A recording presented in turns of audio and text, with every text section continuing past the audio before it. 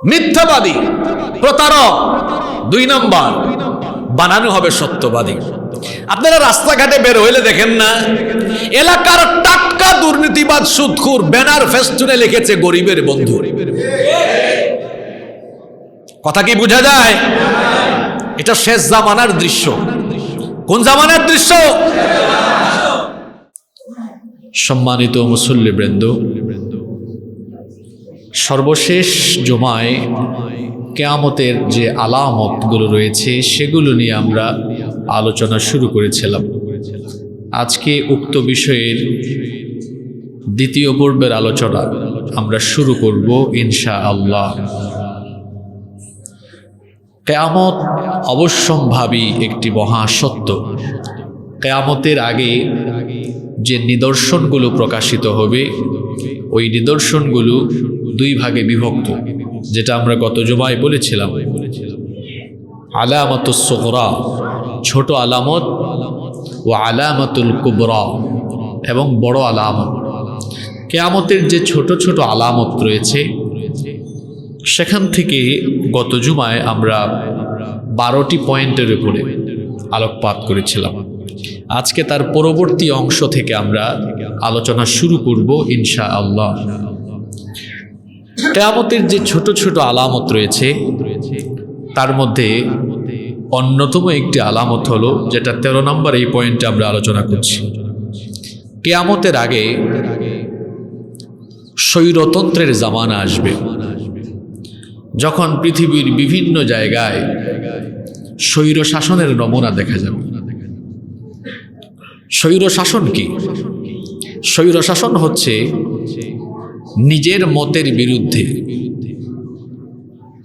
নিজের মতের বিরুদ্ধে গেলেই তাদের উপরে হিংস্র হায়েনার মতো ঝাঁপিয়ে পড়া। পৃথিবীতে ইতিপূর্বে এরকম কুখ্যাত অনেক স্বৈর শাসক, স্বৈরাচার এসেছে, এবং তাদের প্রত্যেকের খুব ভয়াবহ পতন পৃথিবীর মানুষ দেখেছে। কোরআনুল কারীমে এরকম কিছু স্বৈরাচারের ইতিহাস আলোচনা হয়েছে। যেমন কোরআনুল কারীমে পৃথিবীর কুখ্যাত স্বৈরাচারের ব্যাপারে 532টা আয়াতে তার ব্যাপারে আলোচনা হয়েছে। ওই কুখ্যাত স্বৈরাচারের নাম হলো ফেরাউন। কোরআনুল কারীমে 114টি সূরা, তার মধ্যে 44টি সূরায় এই কুখ্যাত স্বৈরাচারের ব্যাপারে আলোচনা হয়েছে। কি জাতের জিনিস চিন্তা করেছেন আপনারা?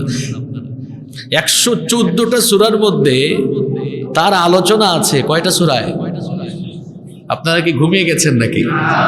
44টা সূরায় এই স্বৈরাচারের ব্যাপারে আলোচনা।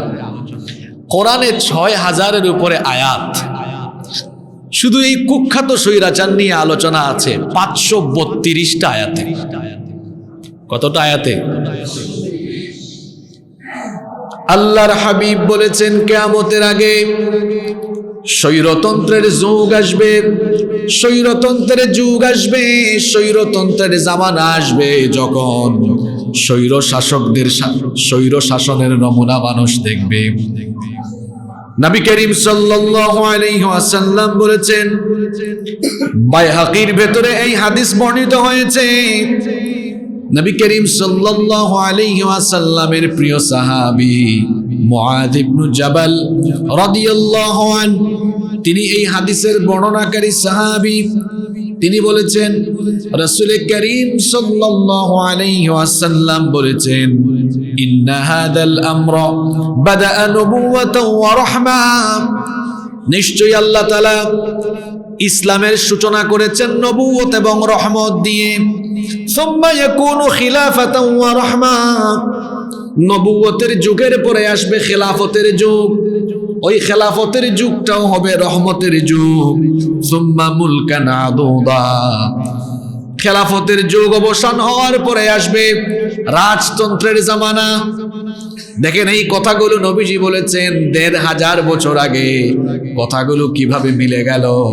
নবীজি বলেছেন, আমার পরে খেলাফতের জামানা আসবে। খুলাফায়ে রাশেদা 30 বছর তারা পৃথিবীকে আল্লাহর আইন অনুযায়ী শাসন করেছেন। ওই জন্য সেই যুগটাকে বলা হয় রহমতের যুগ।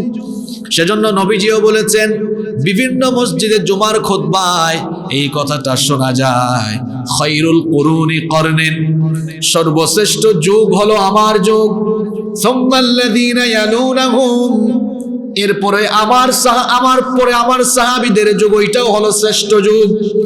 কারণ সেই যুগে তারা নিজেরা আইন বানান নাই, তারা আল্লাহর দেওয়া আইন অনুযায়ী জমিন পরিচালনা করেছেন। এই জন্য জমিনটাকে রহমত দিয়ে যিনি ভরে দিয়েছেন তিনি কে? এখন তো আমরা একটু বেশি চালাক, আমরা বেশি বুঝি, এজন্য কোরআনের আইন বাদ দিয়ে আমরা নিজেরা আইন বানিয়েছি। বেশি বুঝে কোরআনের আইনের উপর আইন বানিয়ে ফেলেছে। ইন্না লিল্লাহি ওয়া ইন্না ইলাইহি রাজিউন। নবীজি বলেছেন, ইসলামের সূচনা হয়েছে নবুয়ত এবং রহমত দ্বারা। নবুয়তের পরে আসবে খেলাফতের যুগ, সেই খেলাফতের যুগটাও হবে রহমতের যুগ। খেলাফতের যুগ যখন শেষ হয়ে যাবে, চলে আসবে রাজতন্ত্রের যুগ। ইতিহাস পড়ে দেখেন, খেলাফতের যুগের পরে পৃথিবীতে রাজতন্ত্র আরম্ভ হয়েছে। রাজতন্ত্রের পরে কি আসবে? নবীজি বলেছেন, সুম্মা কানা জাবরিয়াতান ওয়া উতুওয়ান ওয়া ফাসাদান ফিল আরদ। রাজতন্ত্রের যুগের পরে পৃথিবীতে একটি ফাসাদময়, বিশৃঙ্খলাময় যুগ আসবে, যেই যুগে স্বৈর শাসন দেখা দিবে। স্বৈর শাসকরা স্বৈর শাসন আরম্ভ করে মানুষের উপর জুলুম করবে। অবশ্য বর্তমান পৃথিবীতে এই রকম স্বৈর শাসন এখন আর নাই, আছে নাকি? স্বৈর শাসকদের কিছু বৈশিষ্ট্য আছে, এই বৈশিষ্ট্যগুলো আমি নিজে থেকে বললে আমি বিপদে পড়ে যাব। এজন্য কোরআনে যেগুলো বলা হয়েছে আমি সেগুলাই বলছি। কোরআনুল কারীমে সূরা কসাস আপনারা আজকে বাড়িতে গিয়ে পড়বেন। সূরা কসাসের 4 নম্বর আয়াতে আল্লাহ তাআলা পৃথিবীর সবচেয়ে কুখ্যাত স্বৈরাচার ফেরাউনের 4টা চরিত্র তুলে ধরেছেন। যদিও এই স্বৈরাচারের অনেক চরিত্র আছে, কোরআনে কারীমে বিক্ষিপ্তভাবে বিভিন্ন জায়গায় তার আলোচনা এসেছে, কিন্তু এই আয়াত যদি আপনি পড়েন তো দেখবেন আল্লাহ তার কথা এভাবে বলছেন, ইন্না ফিরআউনা আলা ফিল আরদি ওয়া জাআলা আহলাহা শিয়া ইয়াস্তাদঈফু তাইফাতাম মিনহুম ইউযাব্বিহু আবনাআহুম ওয়া ইয়াস্তাহয়ী নিসাআহুম ইন্নাহু কানা মিনাল মুফসিদিন। আল্লাহ তাআলা বলছেন, ইন্না ফিরআউনা আলা ফিল আরদ, নিশ্চয়ই ফেরাউন জমিনে ঔদ্ধত তার ক্ষমতার বড়াই আরম্ভ করেছিল। ফেরাউন ক্ষমতার বড়াই আরম্ভ করে এত অহংকারী হয়েছিল, নিজেকে আর মানুষের কাতারে সে রাখে নাই। সে বলেছে, ফাকালা আনা রাব্বুকুমুল আ'লা, আমি আর ক্ষমতা পাইয়া মানুষের কাতারে নাই। সে বলেছিল আমি সবচেয়ে বড় রব। নাউযুবিল্লাহ। ক্ষমতার অহংকারে ঔদ্ধত করে নিজেকে রব বলে দাবি করেছে। ক্ষমতার অহংকারে মানুষকে মানুষই মনে করে না, আর মানুষকে তার গোলাম বানিয়ে ফেলেছে। বলেছে তোমরা সবাই আমার গোলাম, আমার বান্দা, আমি তোমাদের রব। যারা কথা শুনেছে, তার আনুগত্য করেছে, তাদেরকে সুযোগ সুবিধা দিয়েছে। যারা তার কথা মানে নাই, তাদের উপরে জুলুম আরম্ভ করেছে। ক্ষমতা পেয়ে অহংকারী হয়ে নিজের আনুগত্য করলে তাদেরকে সুবিধা দেওয়া, আর আনুগত্য না করলে তাদের উপর জুলুম করা, এটা ফেরাউনি চরিত্রের স্বৈর শাসনের নমুনা। এরপরে আল্লাহ পরের অংশে বললেন, ওয়াজআলা আহলাহা শিয়া। তার 2 নম্বর স্বভাব ছিল, ফেরাউন তার রাষ্ট্রের, তার জনপদের মানুষকে দলে দলে বিভক্ত করে রেখেছিল। ডিভাইড এন্ড রুলস, বিভক্ত করো, শাসন করো, এই নীতি অবলম্বন করে সে তার রাষ্ট্র পরিচালনা করেছে। বনি ইসরাইলকে চাকর বানিয়ে রেখেছে, গোলাম বানিয়ে রেখেছে, আর তার বংশ কিপ্তি বংশের লোকদেরকে সরকারি দল বানায়া তাদেরকে যাবতীয় সুযোগ সুবিধা দিয়ে বনি ইসরাইলকে বিরোধী দল বানায়া তাদের উপরে অন্যায় আর অত্যাচার। তাহলে নিজের ক্ষমতা টিকানোর জন্য মানুষকে দলে দলে বিভক্ত করে রেখে নিজের গদি ঠিক রাখা, এটা ফেরাউনি শাসনের আরেকটা নমুনা। ফেরাউন কেন তার রাষ্ট্রের লোকদেরকে দলে দলে দলে দলে ভাগ করে রেখেছে? দলে দলে মানুষকে ভাগ করে রাখলে নিজের চেয়ার ঠিক থাকবে, কিন্তু মানুষ যদি ঐক্যবদ্ধ হয়ে যায় চেয়ার নড়ে বড়ে অবস্থা হয়ে যেতে পারে। তাহলে নিজের ক্ষমতার জন্য দলে দলে দলে দলে মানুষকে ভাগ করে রেখে আবার কিছু কিছু দলকে নিজের পকেট দল বানায় রাখা, এটাও ফেরাউনি শাসনের আরেকটা নমুনা।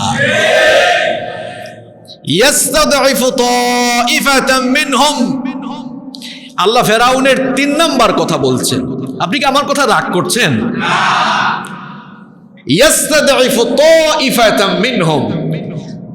সে তার রাষ্ট্রের একটা দলকে বেশি দুর্বল করে রেখেছে। এর আগের অংশে কি বলেছি?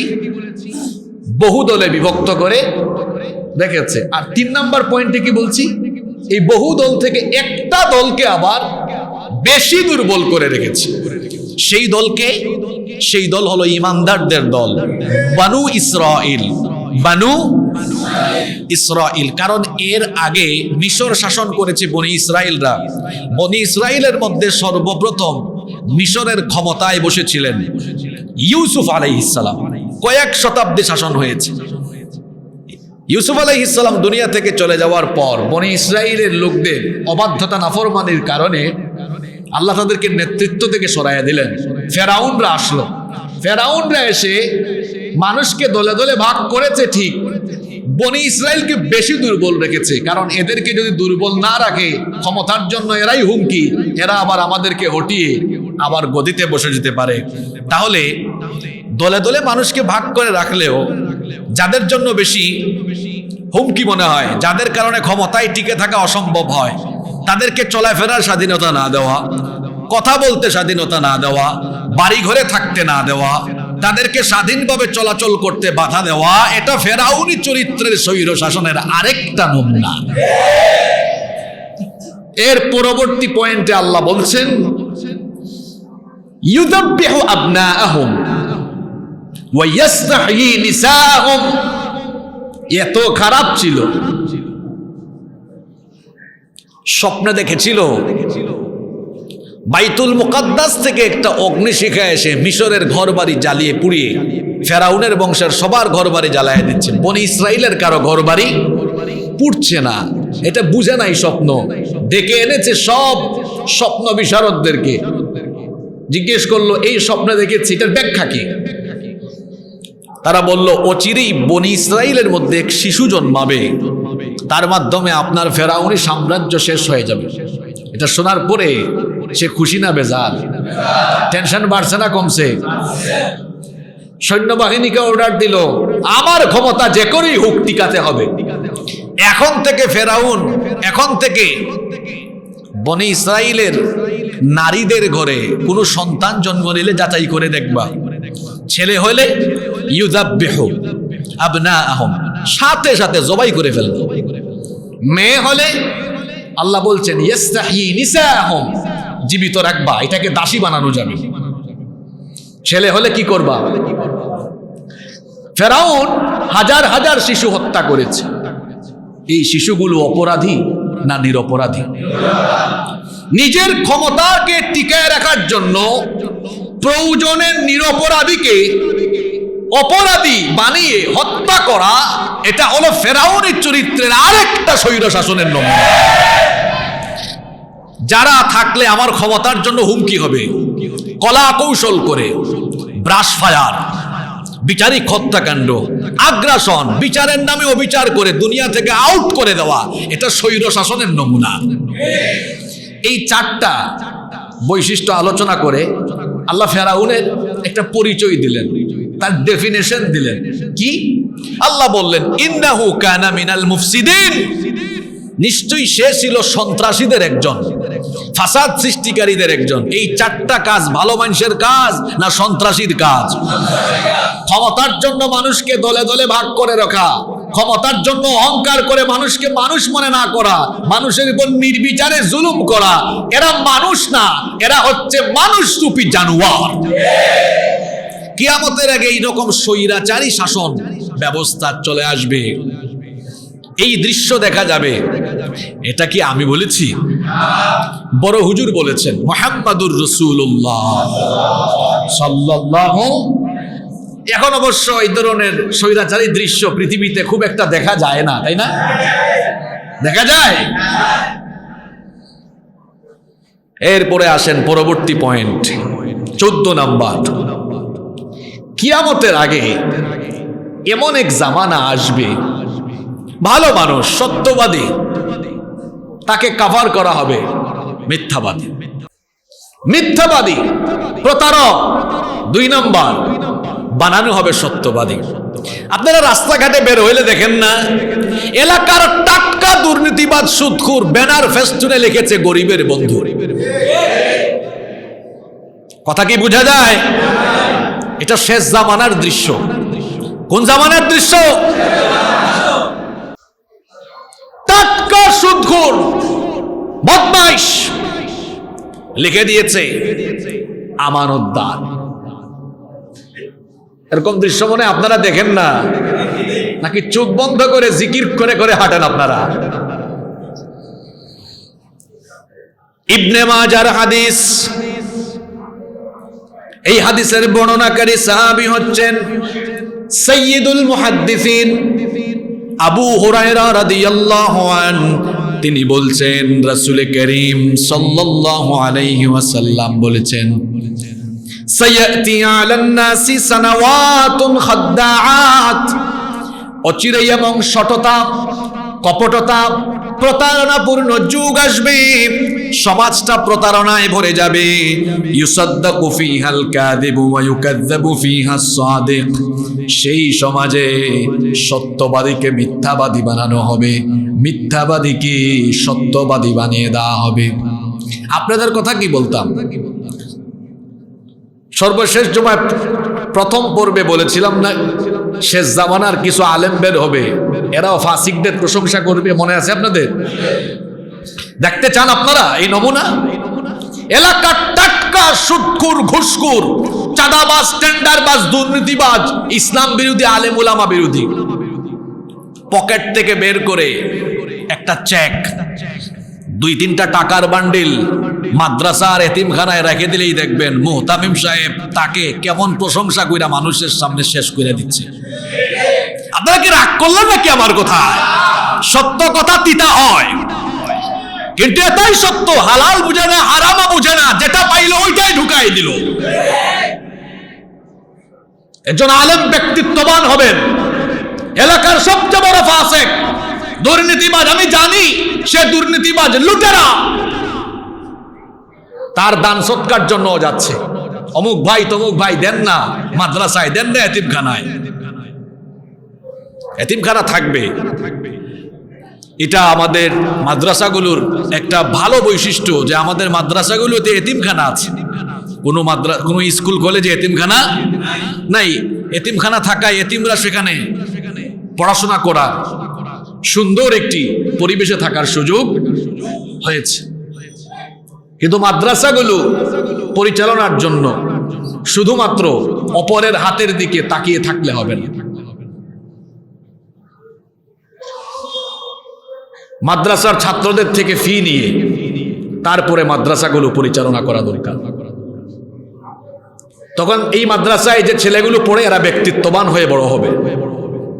আর এদেরকে দিয়ে বাসায় বাসায় পাঠিয়ে দিলে রিসিট দিয়ে, রসিদ দিয়ে, ছোটবেলা থেকে হাত পাতার মতো অভ্যাস, মানসিকতা তার তৈরি হয়ে যাবে।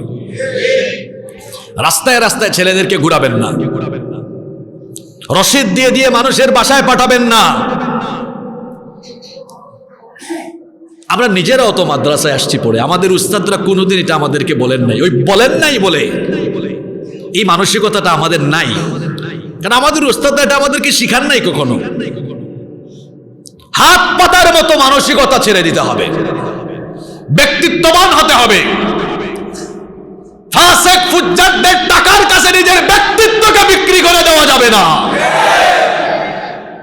যত বড় পয়সাওয়ালা হোক, গাড়ি বাড়ির মালিক হোক, তার গাড়ি বাড়ি তার পয়সা তার জায়গায়, আপনার ব্যক্তিত্ব আপনার জায়গায়। একজন আলেম তার ব্যক্তিত্ব রক্ষা করে চলবেন, সত্যের পথে থাকবেন, সত্য কথা গলা উঁচু করে বলবেন, দেখবেন আল্লাহ আপনার মর্যাদা বাড়ায় দিবেন। আল্লাহ বুঝার তৌফিক দান করেন। কোন যুগ সত্যবাদীকে বানিয়ে দেওয়া হয় মিথ্যাবাদী, মিথ্যাবাদীকে বানিয়ে দেওয়া হয় এলাকার টাটকা চোর। নির্বাচন আসার পরে স্লোগান শুরু হয়, আমার ভাইয়ের চরিত্র ফুলের মতো। দেখেন তো অবস্থা। এই যে স্লোগানটা দিল, সত্য না মিথ্যা? খারাপ মানুষকে কি বানিয়ে দিল। আর আলেম বেচারা সারা জীবন কোরআন হাদিসের কথা বলেছে, সুদ ঘুষের বিরুদ্ধে বলেছে, সুদখুর বেজার, ঘুষখুর বেজার, চাকরিও থাকে না। আবার দেখা যায় সামাজিকভাবে যেমন হেওয়া করা হয়, রাষ্ট্রীয়ভাবে ঠিক তেমনি। কোনো অপরাধ নাই, শুধু কোরআন প্রচার করা। মাসের পর মাস, বছরের পর বছর তাকে মিথ্যা অপবাদ দিয়ে জেলখানায় বন্দী করে রেখে দিয়েছে। কিয়ামতের আগের জামানার দৃশ্য এগুলা। এগুলো আজকের কথা না, ১৫০০ বছর আগে নবীজি বলে দিয়েছেন, আর এগুলো এখন মিলে যাচ্ছে। সত্যবাদীকে মিথ্যাবাদী, মিথ্যাবাদীকে ভালোকে খারাপ, খারাপকে। শুধু তাই নয়, ওয়ায়ু'তামানু ফীহাল খাইনু ওয়ায়ুখাওয়ানু ফীহাল আমিন। আমানতদারকে খেয়ানতকারী বানিয়ে দেওয়া হবে, খেয়ানতকারীকে আমানতদার বানিয়ে দেওয়া হবে। ওই যে একটু আগে বললাম না, গরিবের মাল চেটে পুটে খায়, কয় গরিবের বন্ধু। আর যারা ভালো মানুষ তাদেরকে উল্টা খেয়ানতকারীর অপবাদ লাগিয়ে দিবে। ওয়ায়ামতিকু ফীহার রুওয়াইবিদাহ। এইরকম সমাজ ব্যবস্থা যখন মানুষ দেখবে, নবীজি বলছেন ওই সমাজে অপদার্থ, অযোগ্য লোকেরা হবে সমাজের মুখপাত্র। সাহাবীরা বললেন, রুওয়াইবিদা এটা আবার কি? নবীজি বললেন, আর-রাজুলু তাফিহু ফি আমরিল আম্মা। না বুঝেই কথা বলে, অনর্থক কথা বলবে, সমাজের সবচেয়ে অযোগ্য, অপদার্থ, ফালতু চরিত্রের লোকেরা মিডিয়ার সামনে কথা বলবে, জাতির মুখপাত্রের ভূমিকায় তারা চলে আসবে। ইন্না লিল্লাহি ওয়া ইন্না ইলাইহি। এরকম দৃশ্য এখন দেখা যাচ্ছে না। নাম্বার 15, পরবর্তী পয়েন্ট 15, কিয়ামতের ছোট আলামতগুলোর আরেকটা আলামত হলো, কিয়ামতের আগে এমন এক জামানা আসবে, নবীজি বলেছেন, সায়াতি আলা উম্মতি জামানুন ইয়াকসুরু ফীহিল কুররা ওয়া ইয়াকিল্লুল ফুকাহা ওয়া ইউকবাদুল ইলম। আল্লাহর হাবিব বলেছেন, কিয়ামতের আগে এমন এক জামানা আসবে, এমন এক যুগ আসবে, যখন কোরআন তেলাওয়াতকারী মানুষের সংখ্যা বেড়ে যাবে। ফুকাহা, দিন বুঝে, দিনের ব্যাপারে গভীর জ্ঞান রাখে, এই রকম মানুষের সংখ্যা কমে যাবে, আলেম কমে যাবে, বক্তা বেড়ে যাবে। কিয়ামতের আগের জামানার দৃশ্য হবে এমন, দেখা যাবে বেশিরভাগ মুসলমান কোরআন তেলাওয়াত জানলেও কোরআন তারা বুঝে না। দেখেন, বাস্তবতার সাথে মিলায়া দেখেন, আমাদের বাচ্চাগুলো কলেজ ইউনিভার্সিটিতে পড়ে, ডেইলি স্টার পত্রিকা হাতে দিলে পত্রিকাটা বুঝে, কিন্তু আপনি যদি সূরা ফাতিহা হাতে দেন, কোরআন হাতে দিয়ে যদি বলেন সূরা ফাতিহাটা পড়ো, আর কি আছে সেটা একটু বলো, কই বুঝি না। সূরা নাস বলো, বুঝি না। কোরআন বুঝে না, কিন্তু ইংরেজি বই হাতে নিলে সব বুঝে। যদি আপনি হিসাব করেন তো দেখবেন,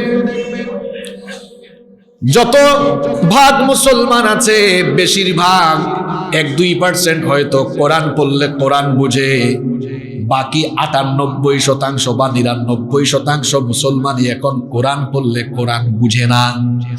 এটা হলো কিয়ামতের আগের জামানার চিত্র। এজন্য নবীজি বলেছেন, সুম্মা ইয়াতি বাদা যালিকা জামানুন ইয়াকরাউল কুরআনু রিজালুম মিন উম্মতি লা ইউজাওয়িজু তারাকিয়াহুম। সেই জামানায় মানুষ কোরআন পড়বে, কোরআন তেলাওয়াত করবে, কিন্তু তাদের গলা দিয়ে কোরআন নামবে না। সাহাবীরা বললেন, কোরআন নামবে না, এই কথাটার মানে বুঝলাম না।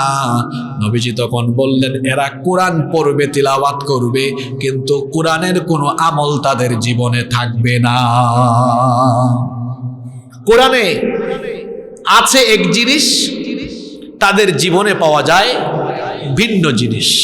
এটা হলো কিয়ামতের আগের জামানার দৃশ্য। এইভাবে করে কিয়ামতের আগে দ্বীনি জ্ঞান উঠে যাবে। এরপরে 16 নম্বর পয়েন্ট শোনেন। কিয়ামতের আগে মুসলমানদের সংখ্যা বেশি হবে, কিন্তু তারা সংখ্যায় দুর্বল হয়ে যাবে। সংখ্যা বেশি কিন্তু তারা দুর্বল। আল্লাহর হাবিব বলেছেন, আবু দাউদ এবং মুসনাদে আহমদের ভেতরে এই হাদিস বর্ণিত হয়েছে। নবী করিম সাল্লাল্লাহু আলাইহি ওয়াসাল্লাম বলেছেন, ইউশিকুল উমামু আন তাদা আলাইকুম কামা তাদাআল আকালাতু ইলা কাসাতিহা। ভোজনকারী লোকেরা যেমন ভোজন পাত্রের চতুর্দিকে বসে ভোজন আরম্ভ করে, কিয়ামতের আগে ইসলাম বিরোধী সকল শক্তি ঐক্যবদ্ধ হয়ে মুসলমানদের উপর তারা ঝাঁপিয়ে পড়বে।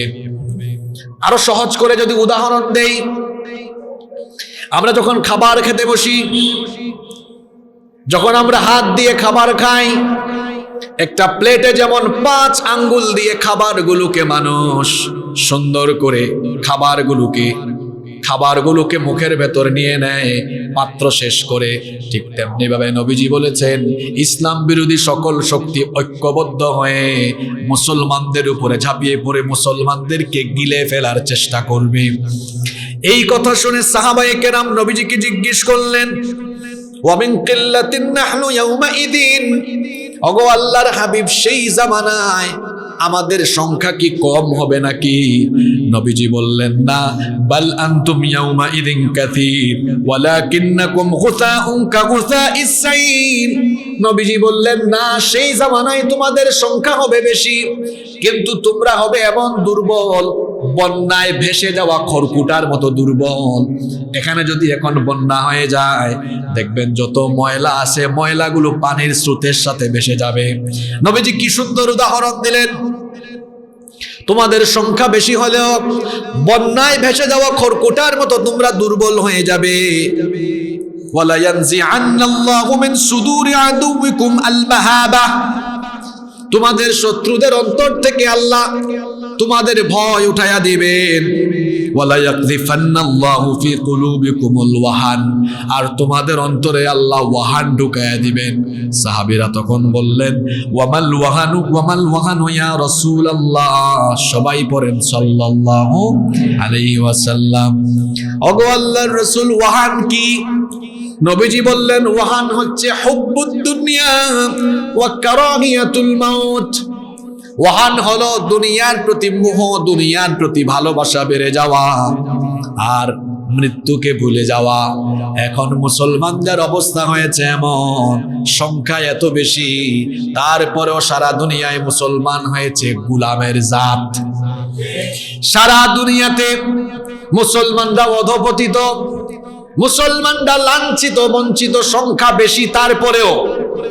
কিন্তু দেখেন, ওমর রাদিয়াল্লাহু আনহুর জামানায় অর্ধ পৃথিবী মুসলমানরা শাসন করলেন। আমাদের পূর্বপুরুষদের সোনালী ইতিহাস যদি আপনি অধ্যয়ন করেন তো দেখবেন, গোটা দুনিয়া তারা নেতৃত্ব দিয়েছেন, গোটা দুনিয়া তাদের ভয়ে থরথর করে কেঁপেছে, অথচ তাদের সংখ্যা ছিল তখন কম থাকা সত্ত্বেও তারা পৃথিবীতে এত দাপট ছিল, এত আধিপত্য ছিল। প্রশ্ন হলো কিসের কারণে? উত্তর হলো তাদের অন্তরের ভেতরে খাঁটি ঈমান ছিল, ঈমান থাকার কারণে। এখন আমাদের সংখ্যা বেশি কিন্তু ভেতরে ঈমান নাই। ঈমানের নামে ভেতরে ঢুকে গিয়েছে মুনাফিকের ভাইরাস, নিফাকের ভাইরাস। এই জন্য সংখ্যায় বেশি হওয়ার পরেও আমরা হয়ে গেছি আজ দুর্বল। মুসলমানরা দুনিয়াতে কখনো সংখ্যা দিয়ে বিজয়ী হয় নাই। মুসলমানরা সব সময় পৃথিবীতে বিভিন্ন ক্ষেত্রে বিজয়ী হয়েছে তাদের আদর্শ দিয়ে আর ঈমান দিয়ে। যেমন দেখুন, বদরের ময়দানে মুসলমান ছিল 313, কাফির ছিল 1000। কিন্তু 1000 পরাজিত হলো, 313 জনকে আল্লাহ বিজয়ী দিলেন। সংখ্যা কম, অস্ত্র শস্ত্র কম, সৈন্যদের প্রশিক্ষণও কম, এত দুর্বলতা থাকা সত্ত্বেও এরা বিজয়ী হয়েছে ঈমান থাকার কারণে। বাইতুল মুকাদ্দাস দাউদ আলাইহিস সালামের সময় বিজয়ী হয়েছে। এই ঘটনা তো আপনাদেরকে শুনিয়েছিলাম আমি একবার, ওই যে জালুত আর তালুতের যুদ্ধের কাহিনী শুনাইছিলাম না আপনাদেরকে? হয়তো ওই আলোচনায় অনেকে ছিলেন। সংখ্যা কম, 313 জনের নেতৃত্বে বাইতুল মুকাদ্দাস বিরাট বাহিনীকে পরাজিত করে পুনরুদ্ধার হয়েছে। পৃথিবীতে কোনোদিনও মুসলমানরা সংখ্যা দিয়ে বিজয়ী হয় নাই, মুসলমানরা বিজয়ী হয়েছে ঈমান দিয়ে, তাদের সুন্দর আদর্শ দিয়ে। এখন সংখ্যা আমাদের বেশি, তাও কেন আমরা গোলামের জাতে পরিণত হয়েছি? এর কারণ হলো মুসলমানদের অন্তরে আসল ঈমান নাই, মুসলমানরা কোরআন থেকে আজকে দূরে সরে গিয়েছে। আবেগ, খালি আল কোরআনের আলো, ঘরে ঘরে জ্বাল, নিজের অন্তরেই কোরআনের আলো নাই তার, সে নাকি ঘরে ঘরে জ্বালাই দিবে। এটা হচ্ছে শেষ জামানার মুসলমানদের দৃশ্য, শেষ জামানার মুসলমানদের দৃশ্য। এটা বাহিরের দিকে গিয়ে তো লাভ নাই। এখানে কয়জন অভিভাবক আছেন? আপনার বাচ্চা যে ডিপার্টমেন্টেই পড়ুক, কোরআন পড়লেই কোরআন বুঝে এবং যোগ্যতা সম্পন্ন করে গড়ে তোলার জন্য কাজ করছেন, নিজের বিবেককে প্রশ্ন করেন। আপনি সমাজ নিয়ে চিন্তা বাদ দেন, আপনার নিজেকে নিয়ে আগে চিন্তা করেন। আপনার বাচ্চাকে আপনি ডাক্তার বানান, ভালো কথা, ইঞ্জিনিয়ার বানান, ভালো কথা, তাকে ব্যারিস্টার বানান, ভালো কথা, কিন্তু এই বাচ্চাটা কোরআন পড়লে কোরআনের অর্থ বুঝবে, এই যোগ্যতা অর্জন করানোর জন্য কি প্রচেষ্টা আপনার? বলেন আমাকে। নিজের বিবেককে জিজ্ঞেস করেন, কি করছেন আপনি? কি জবাব দিবেন আপনি আল্লাহর কাছে? বলেন তো, কি সন্তান রেখে যাচ্ছেন? এগুলা কোরআন শিখায় যাচ্ছেন না। আপনি মারা যাওয়ার পরে উষ্টা খাইয়াও পশ্চিম দিকে সাজদায় পড়বেন। সন্তানগুলোকে কোরআনওয়ালা বানান। প্রত্যেক অভিভাবক, গার্ডিয়ান, মা বাবা যদি এই সিদ্ধান্ত নেয়, আমার বাচ্চাকে আমি কোরআন বোঝানোর জন্য যা করা দরকার তাই করব, আগামী 30 বছর পরে এই দেশের চিত্র বদলে যাবে। বদলে যাবে না? কারণ এমন একটা প্রজন্ম 30 বছর পরে পাওয়া যাবে, ছেলেমেয়েরা কোরআন বুঝে। তখন কি তারা লেনিন, কার্ল মার্কসের মতবাদ চাইবে না কোরআনের আদর্শ চাইবে? শিক্ষা দিয়ে একটা জাতি পরিবর্তন করা যায়, স্লোগান দিয়ে জাতি পরিবর্তন করা যায় না। শিক্ষা দিয়ে পরিবর্তন করা যায়। নবীজি তাই করেছে। মক্কায় 13 বছর মাইর খেয়েছেন আর ধৈর্য ধরেছেন, শুধু ধৈর্য, সবর। আর ওই 13 বছর মানুষ গঠন করেছেন কোরআন দিয়ে। এমন মানুষ তৈরি করছেন, মদিনায় যাওয়ার পরে সব যুদ্ধ আরম্ভ হয়েছে। এমন মানুষ তৈরি করেছেন, এখন দেখা যায় বিয়ে শাদী কইরা নতুন সুন্দরী বউয়ের দিকে তাকায় না, দিন প্রতিষ্ঠার জন্য শহীদ হতে পাগল পারা হয়ে যায়। সুবহানাল্লাহ! এটা আবেগ দিয়ে তৈরি হয়েছে, আবেগ দিয়ে তৈরি হয়েছে। নবীজি কোরআন বুঝিয়েছেন, কোরআন দিয়েছেন, আর এরা কোরআনের আলো এমন আলোকিত হয়েছে। বউ এত সুন্দর, তাকায়ও না। জুলাইবিবের কাহিনী জানেন না আপনারা? কুচকুচে কালো মানুষ, বিয়ে শাদী করতে পারে নাই, অবশেষে নবীজির মাধ্যমে একটা বিয়ে হলো। মেয়েটাও সুন্দরী, এত সুন্দরী মেয়ে। বাসর ঘরে যাওয়ার পরে জিহাদের ডাক এসেছে। কোরআন এমন ভাবে তাকে তৈরি করেছে, কোরআন এমন ভাবে তাকে তৈরি করেছে, এত সুন্দর স্ত্রীর দিকে না তাকায়া জিহাদের ময়দানে গিয়ে জিহাদ করে নিজেকে শাহাদাতের ঈদগাহে শামিল করে দিয়ে নিজেকে আল্লাহর রাহে বিলীন করে দিয়েছে। আল্লাহু আকবার! কোরআন দিয়ে এমন মানুষ তৈরি হয়েছে। এজন্য আসুন আমরা সিদ্ধান্ত নেই, আমাদের বাচ্চাগুলোকে, আমাদের ছেলে মেয়ে সবাইকে তো আলেম বানায় দিলে চলবে না। কিছু ডাক্তার, ইঞ্জিনিয়ার, বিজ্ঞানীও দরকার আছে না? আছে। একটা পরিকল্পনা তৈরি করুন। আপনার ছেলে মেয়েকে যদি বাসায় স্কুলের ম্যাথ এর টিচার, ইংলিশের টিচার এসে পড়াইতে পারেন, তো এই ছেলে মেয়েকে প্রতিদিন 2 ঘন্টা 3 ঘন্টা দিন শিখার জন্য কোথাও পাঠাও। যা, তুই গিয়ে ওখানে দিন শিখ। দিন শিখা দরকার। দিন শিখা ছাড়া আমাদের বাচ্চাদের ভবিষ্যৎ সুন্দর এবং সমৃদ্ধ হওয়ার কোনো সুযোগ।